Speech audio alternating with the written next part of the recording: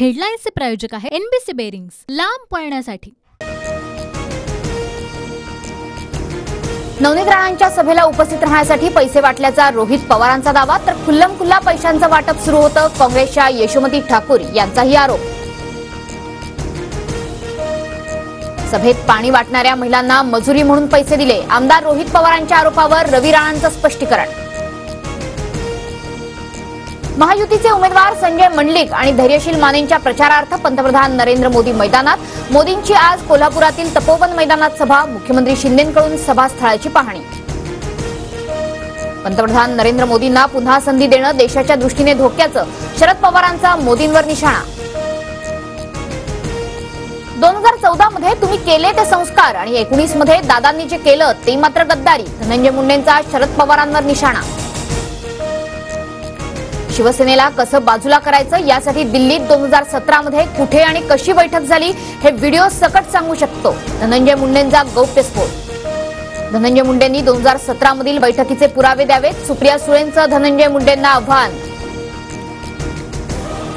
रावेरच्या महायुतीच्या उमेदवार रक्षा खडसेंच्या अर्जावर अपक्ष उमेदवाराकडून हरकत, गौण खनिज प्रकरणातील दंडाचा उमेदवारी अर्जात उल्लेख नसल्याचा आरोप, खडसेंचा अर्ज रद्द करण्याची मागणी। ठाकरे गटाची याचिका निवडणूक आयोगानं फेटाळली, प्रचार गीतामधील जय भवानी आणि हिंदू शब्दावरील बंदी कायम, ठाकरे गटाच्या भूमिकेकडे लक्ष। पुण्यात सकाळी 11 वाजता शिवसंग्रामची महत्वाची बैठक, ज्योती मेटे कुणाला पाठिंबा देणार, पत्रकार परिषद घेऊन मेटे भूमिका जाहीर करणार।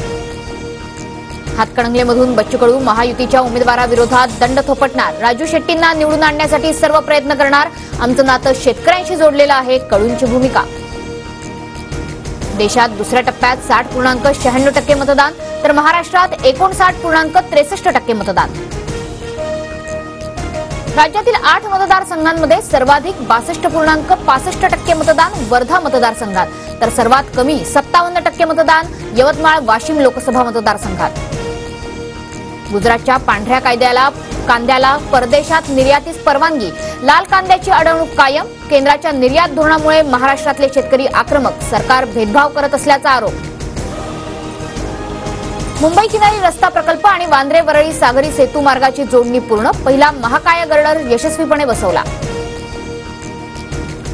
पुढील 24 तासात देशातल्या अनेक भागात अवकाळी, उत्तर भारतासह मध्य महाराष्ट्र आणि विदर्भात विजांच्या कडकडाटासह पावसाचा इशारा, जम्मू काश्मीर उत्तराखंडमध्ये देखील मुसळधार पावसाची शक्यता।